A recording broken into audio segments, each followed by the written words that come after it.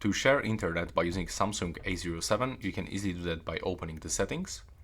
Now go for connections, and you have to go for mobile hotspot and tethering. Now we have to click on this switcher.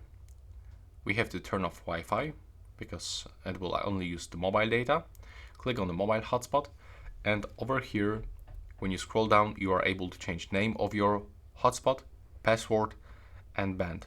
The band I can recommend you to go for 5, and the security I will change for WPA3 personal. It's more secure.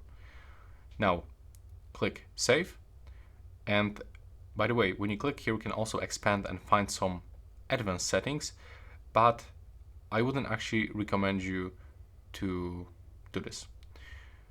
Now we can also find that option, hidden network, so our mobile hotspot name won't appear in the list of available Wi-Fi networks, which is actually not that good because we will be not able to see this. There we go. And right now the process is finished. You can simply put the QR code to someone's phone and let them scan it, or you can save as the image and send them by email or any other social application. And that's basically how you can use a mobile hotspot on this Samsung A07.